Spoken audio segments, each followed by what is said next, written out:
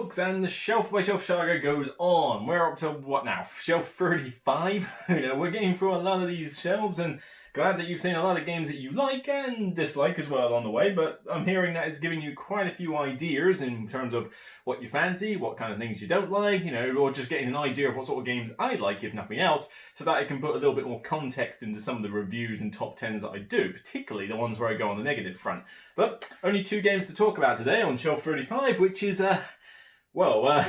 talk about the big beasts on this particular shelf. We're looking at Stonemaier games now, and these 2 in particular have been quite the subject of controversy during their life cycles, but I love them to bits and I'm still going to talk about them. So let's start with the small one first, at least in terms of size.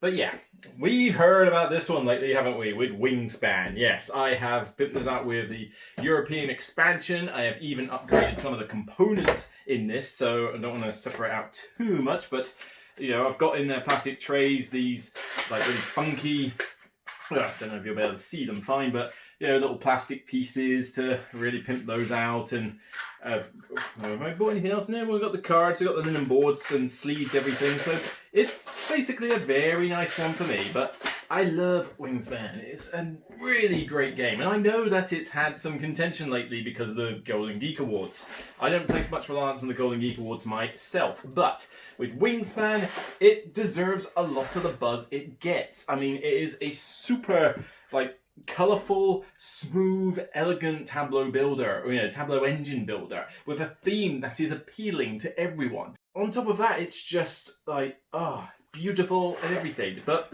I understand that some people think it's completely overrated, and maybe in some aspects, yes. I mean, the Golden Geek Awards were completely all over the shop with their categories, because I saw some of the nominations in those categories and I thought, what on earth have people been smoking? But and Wingspan, I'm fine with it winning Best Game of the Year. And I'm fine with it winning, maybe Best Card Game or whatever it was, and a couple of other ones. But yeah, it is not the most innovative game in the world. It's basically an engine tableau builder with a cool new theme, but that doesn't necessarily make it innovative. And then there were a couple of other categories where I thought, hey, where I didn't quite get why it was nominated in those categories. But frankly, that's more the fault of the awards, not having clear definitions for what those categories should be, not a fault of Wingspan itself. It still goes over well with everybody I show it to. I've got friends who are now addicted to this. The only people I haven't shown it to are my parents, and that's because I don't think they'll quite get it. I think it's probably a bit above their level. But, for everybody else, people just love it. I love it. I'm always up for playing this, although not necessarily with 5 players. That's a bit too much. But 4 players max, preferably free. The solo mode in particular is very good in this. In fact, it's one of the few solo play videos I've done for tabletop settings, so by all means check that out on my channel. I know people have asked me if I can do any others. It's just hard to get the setup. I've got the one camera on the phone and the one camera on the DSLR. I don't know how to rig them up to make a suitable thing. I will try, but it's not easy to get a good table view as well as a view of me. I don't know, I've got to figure it out. It would be a lot easier if I had a laptop in here, but sadly not. But that's Wingspan. I do really like it, despite the controversy, which is not unwarranted in some instances. Alright. Oh yes. One I like even more than Wingspan, Scythe. This is the big legendary box, and no, I am not picking it up to show you the underside of this one because it's rather heavy. This has got every expansion in it. So this is not just, Scythe with a couple of extra bits. No, this is Scythe with Invaders from Afar, with Fenris, with the, what was it called? Rise of Fenris was the legacy one. Invaders from Afar, something Gambit, I think it was the Gambit or something like that. Try to find, maybe the rulebook's in here that can tell me. There's Rise of Fenris. The Wind Gambit, that was it. We had the airships, which are a cool new addition, but this has got, it's even got a promo expansion for the encounter cards. It's a small little set. I think Board Game Extras have still got it. If you can find this, I highly recommend you do, because the encounters in the previous set are decent, but you now get all of these encounters to put in the game, and they're basically, I think, partially designed by the community. And there's some really interesting stuff here. If you thought the previous encounter set was boring, replace it with this set, and I guarantee it will improve things dramatically. But I'm not going to show much more of this box because I don't want to spoil potential Fenris bits for people, but I still really enjoy Scythe. And I know, again, I rag on a lot of holy grail games, shall we say, not the publisher, but the actual definition of sacred cows in that sense, you know, where I talk about Great Western Trail and various other ones that everybody loves. And granted, I expect a bit of that back at me for games that I love that some people hate, like Scythe. There are lots of people out there who love this game. I mean, it is in the top 10 after all, I think, or is it slightly under? I can't remember. But it's also hated by a few other people, where it's just like, yeah, what is everyone seeing Scythe? It's so boring. There's no combat in this. It's just a deterministic thing. And granted, if you go into this thinking it's mech versus mech combat, you're going to be disappointed. But, you know, I love this for how... Firstly, I mean, it's well produced. I love the artwork in this, and I like the sort of setting it's got. But like Wingspan, it's elegant. This is borderline heavy, medium. I can't quite tell whether to put it in medium or heavy. I think I put it in heavy when I did my medium weight games list. So it is like on the cusp, just into heavy game territory. But it's one of the most elegant heavy games I've ever played.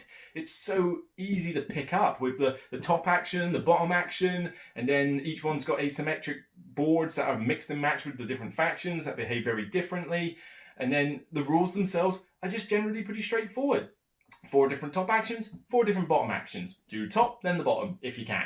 Move on to the next player, and you move around the map and, you know, fight each other with the mechs. Oh, it's great. And I have pimped it out with a cool insert in here. I think the Broken Meeple insert is in this one. I think it's one of them. I think it's that one.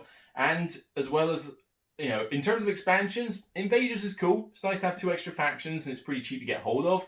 Wind Gambit is very nice because it adds the airships, which add a new dimension to mobility, but also potential other effects. But they also bring in these randomizer end goal cards. So it's not just get 6 stars and that's it. It could be get 5 stars and then the self-destruct happens, or it could be get 6 stars but somebody has to have a ton of money to trigger the game. You know, it's stuff like that, and it just adds a little bit more of a dimension to it. I think there's even one that's a Doomsday Clock, which says you've just got 20 turns and that's it, you know, if you want a quick game of Scythe.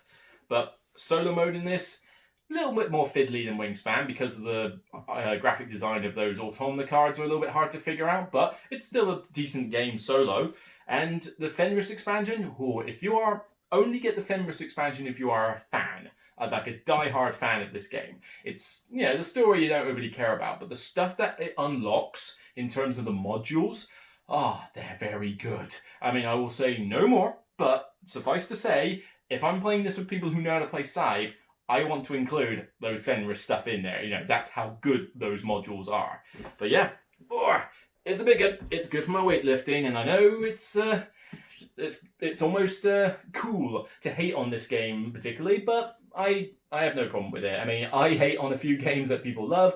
People have more than enough right to hate on a couple of games that I love. It's different strokes for different folks. So that's it. I'll see you on shelf 36. For now, you know, what have we got on shelf 36? It's Stonemaier and Blam games. You know, hopefully that'll show a couple of games you might not necessarily be familiar with. So I'll see you then. Take care, and find a way to cool down in this heat. It's somewhat hot in the UK at the moment.